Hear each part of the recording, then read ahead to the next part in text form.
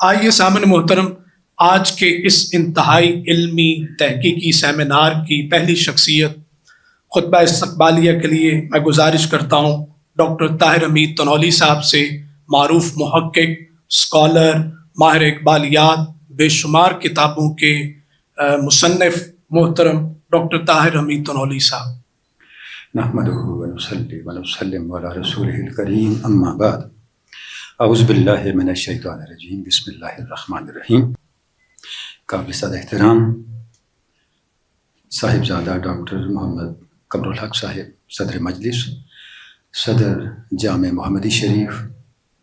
جناب professor doctor Abdul Rauf Rafiqi صاحب، ناظم اقبال اکادمی پاکستان، محترمہ ڈاکٹر شمیم اختر صاحبہ، محترم مختار سیال صاحب،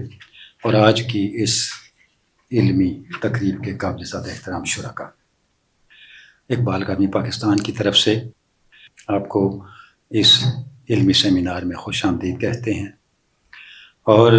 سیمینار حاضرین گرامی اقبال اکادمی پاکستان کے زیر اہتمام ہوتے رہتے ہیں، ہماری روٹین کی ایکٹیویٹیز ہیں، لیکن آج کا سیمینار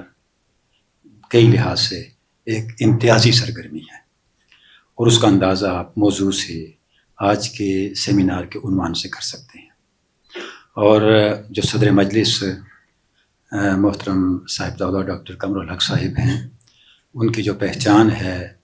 وہ جس علمی روحانی ادارے سے ہیں، وہ بہت زرعی روایت کا حامل ادارہ ہے، اور ہمارے لیے یہ بہت ہی مسرت کا اور افتخار کا موقع ہے کہ وہ آج ہمارے اس تقریب کی صدارت فرما رہے ہیں، کیونکہ پاکستان کے نظریاتی تشخص، پاکستان میں روحانی اخلاقی اقدار کو قائم دائم رکھنے، ان کو بحال رکھنے کے لیے کاوشوں کی روایت جامع محمدی شریف کے ساتھ جڑی ہوئی ہے، اور ڈاکٹر صاحبزادہ صاحب اس روایت کے امین ہیں۔ ہم انہیں دل کی گہرائیوں سے، اور ان کے ساتھ آنے والے مہمانوں کو دل کی گہرائیوں سے خوش آمدید کہتے ہیں۔ یہ ڈاکٹر صاحب کی بھی، صاحبزادہ صاحب کی بھی جو ایک کمٹمنٹ ہے علم کے ساتھ، اور ناظم اقبال اکادمی پاکستان کا بھی جو ویژن ہے، وہ آپ کو آج کی تقریب کے عنوان میں نظر آ رہا ہے کہ علامہ اقبال کا تصور تحقیق کیا ہے، اور ہماری جامعات میں تحقیق جو ہو رہی ہے اس کا معیار کیا ہے۔ چند منٹ ہی میں بات کرنا چاہوں گا، کیونکہ ہم نے پھر اپنے اہل علم سے اس پر تفصیل کے ساتھ گفتگو سننی ہے۔ حاضرین گرامی، علامہ اقبال حقیقی تحقیق کی بات کرنے والی شخصیت ہیں، اور اس کا سب سے بڑا مظہر، سب سے بڑی دلیل علامہ اقبال کی خود اپنی شخصیت ہے۔ شعر مردوں سے ہوا بے شائی تحقیق تہی، تو علامہ اقبال کو تو وہ اپنی پوری زندگی اس کا مرثیہ پڑھتے رہے کہ ملت اسلامیہ تحقیق سے محروم ہو گئی، اور ان حقائق کو بھی حضرت علامہ نے ہی بار دیگر اس قوم کو، بلکہ انسانیت کو یاد دلایا کہ حقیقی تحقیق کا آغاز تو کیا ہی مسلمانوں نے ہے۔ علامہ اقبال تحقیق کی بنیاد ختم نبوت کو قرار دیتے ہیں۔ آپ فرماتے ہیں رسول اللہ صلی اللہ علیہ وسلم کا آنا،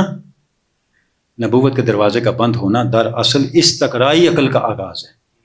اور سارے جو علوم ہیں، جتنی ریسرچ ہے، وہ استقرائی عقل کا نتیجہ ہے۔ اس لیے ریکنسٹرکشن میں حضرت علامہ نے لکھا کہ مغرب کی جتنی کلچرل اور ایکیڈیمک اور انٹلیکچوئل ٹریڈیشن ہے، وہ ان پارٹس، ٹوٹلی نہیں، ان ٹوٹیلٹی نہیں، ان پارٹس من وجہن اسلامی تہذیبی کی ایکسٹینشن ہے۔ تو یہ جو علامہ اقبال کی اتنی آفاقی فکر ہے، کس انداز سے وہ دیکھ رہے ہیں، اس کی وجہ کیا ہے کہ ان کی نظر اسلام کے تحقیقی مزاج پہ ہے، جس نے انسانیت کے ٹرینڈ کو بدلا، اور اس لیے علامہ نے فرمایا کہ ذات رسالت مآب عہد قدیم اور عہد جدید کے درمیان حرف رابطہ ہیں۔ تو جس تحقیق کی بات اقبال کرتے ہیں، شیخ الازہر کے نام ایک خط میں حضرت علامہ اقبال نے لکھا کہ میں چاہتا ہوں کہ ہم یہاں ایک ایسا ادارہ قائم کریں جس میں جدید تعلیم کے، جدید علوم کے ماہرین بھی ہوں اور اسلامی علوم کے ماہرین بھی ہوں، اور وہاں پہ ہم ایک ایسی نسل تیار کریں جو قرآن مجید اور سنت نبوی صلی اللہ علیہ وسلم کی روح کے مطابق جدید علوم کی تعبیر و تشریح کریں، ہماری معیشت کی، ہمارے قانون کی، ہماری سیاسی فکر کی، ہماری سماجی فکر کی، ہمارے سوشل فیبرک کی، سوشل سسٹم کی جو ری انٹرپریٹیشن ہمیں درکار ہے، وہ پاسبل نہیں ہے جب تک جدید اور قدیم علوم اکٹھے ہو کے، جدید اور قدیم علم کا ویژن اکٹھے ہو کے اس کو آگے لے کے نہ چلے۔ اور آپ دیکھیں کہ آپ کے انتقال سے چند کچھ وقت پہلے دسمبر 37 میں انٹر کالجیٹ برادرہڈ نے ایک فیصلہ کیا کہ علامہ اقبال کے اعزاز میں ایک تقریب کی جائے۔ یہ عرض کر رہا ہوں کہ علامہ اقبال کی ریسرچ کے ساتھ کمٹمنٹ کتنی ہے۔ تو چیف منسٹر پنجاب نے اس وقت ایک تجویز پیش کی، سردار سکندر حیات خان نے، کہ ہمیں چاہیے کہ ہم فنڈ ریز کریں اور علامہ اقبال کی خدمت میں ہدیہ پیش کریں۔ تو اگلے دن علامہ اقبال کا بیان چھپا اخبارات میں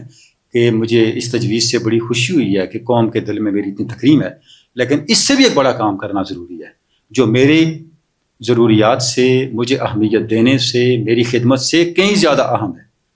اس کام کی طرف توجہ کریں، اور جتنا آپ نے فنڈ کا اکٹھا کیا ہے وہ اس کام کے لیے خرچ کریں۔ وہ کام ہے ایک معیاری تحقیقی ادارے کا قیام، اور میں خود اس کے لیے 100 روپے کا ہدیہ پیش کر رہا ہوں۔ اور اس زمانے کا 100 اور آج کا حساب لگا لیں، بات کہاں جاتی ہے۔ حالانکہ علامہ اقبال مسائل میں تھے، صحت کے حوالے سے، خاندانی حوالے سے، لیکن ان کی کمٹمنٹ کتنی باتیں ہیں۔ خود ریکنسٹرکشن کو آپ دیکھیں، علامہ اقبال نے فرمایا تھا میری یہ کتاب اگر ہارون رشید کے زمانے میں چھپتی تو ایک تہلکہ مچ جاتا، لیکن میری قوم کو پتہ نہیں ہے میں نے کیا کہا ہے۔ اور اس پوری کتاب کا ایک ایک جملہ حاضرین گرامی اتنا علمی لحاظ سے وسعتوں کا حامل ہے کہ اس کے اوپر ریسرچ جاری ہے، لیکن حقیقی بات ہے کہ ہم ریسرچ کا حق ادا نہیں کر سکے جس طرح سے ہمیں ریسرچ کرنی چاہیے۔ دیکھیں علامہ اقبال تو اس ریسرچ کی بات کرتے ہیں، ٹھیک ہے، اشارے دیے ہوئے ہیں کہ میں چاہتا ہوں کہ میری قوم ترقی کر کے جاوید نامہ میں اس سطح تک پہنچے کہ وہ اپنی ساری ضروریات سورج کی توانائی سے پوری کرنے کے قابل ہو جائے، ماحول کو اتنا مصفح کر لے، اتنا سوشلی اتنا ڈیولپ ہو جائے کہ نہ یہاں کوئی گدہ گر ہو، نہ یہاں کوئی کسی کو خوشامد کرنے والا ہو، نہ یہاں کوئی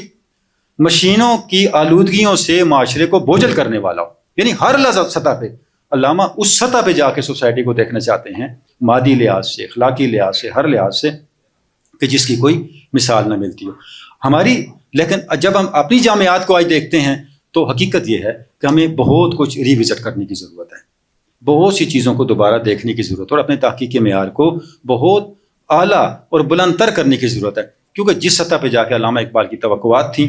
اگر ہم ان کے مطابق چلتے تو آج دنیا میں ہم کئی اور ہوتے۔ آخری بات کر کے میں اپنی گفتگو کو ختم کروں گا۔ اس کی مثال میں آپ کو یہ عرض کرتا ہوں کہ دنیا نے جہاں کہیں بھی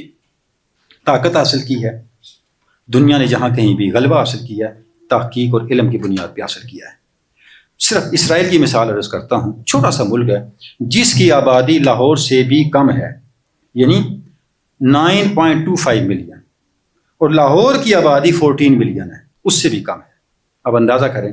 کہ اس ملک نے علم کی بنیاد پہ اتنا کچھ کریٹ کیا ہے کہ صرف ٹیکنالوجی، جو انفارمیشن ٹیکنالوجی ہے، اس کی 2024 میں اس کے جو ایکسپورٹس تھے وہ $78 بلین تھے، اور پاکستان کے کل ایکسپورٹ $32 بلین ہیں۔ پھر ہم کہتے ہیں ہمیں مار کیوں پڑ رہی ہے؟ صرف ایک شعبے میں اس کی ایکسپورٹ ہماری کل ایکسپورٹ سے زیادہ ہے، تو پھر حالت یہی ہونی ہے۔ اور یہ وہ ملک ہے جس کو دنیا کی ٹاپ سٹارٹ اپ نیشن کہا جاتا ہے۔ سٹارٹ اپ نیشن کا مطلب کیا ہے؟ کہ وہ قوم جو نئے آئیڈیاز متعارف کرواتی ہو، یعنی وہاں پہ عملی زندگی میں داخل ہونے کے لیے شرط یہ ہے کہ آپ کے پاس نیا آئیڈیا کیا ہے۔ ہمیں یہ سبق علامہ اقبال نے دیا تھا، افکار تازہ سے ہے جہاں تازہ کی نبوت، سنگ و خش سے ہوتے نہیں جہاں پیدا۔ اب اس تصور کو وہ اپلائی کر رہے ہیں، اور جب وہ آئیڈیا کوئی نوجوان لے کے آتا ہے، چاہے وہ اکیڈیمیا سے ہے، چاہے وہ ملٹری سے ہے، چاہے وہ سول سوسائٹی سے، کہیں سے بھی ہے، اگر وہ آئیڈیا ان کے متخصصین ہو کے کر لیں، پھر اس سارے آئیڈیا پہ سرکار انویسٹ کرتی ہے، چاہے وہ آئیڈیا فلاپ ہو جائے، انہیں اس سے کوئی غرض نہیں، کیونکہ وہ کہتے ہیں اس غلطیوں سے قومیں سیکھتی ہیں۔ یہی وجہ ہے کہ آج دنیا کی بڑی بڑی جو ریسرچ ادارے، یونیورسٹیز ہیں، انہوں نے اپنے ریسرچ ہب وہاں بنائے ہوئے ہیں۔ تو ہمیں اس سے سبق لینا ہے، اور علامہ اقبال کی جو بتائے ہوئے راستے ہیں ان کو سامنے رکھ کے اپنے تحقیق کے معیارات کو اوپر لے کے آنا ہے۔ اس کے بغیر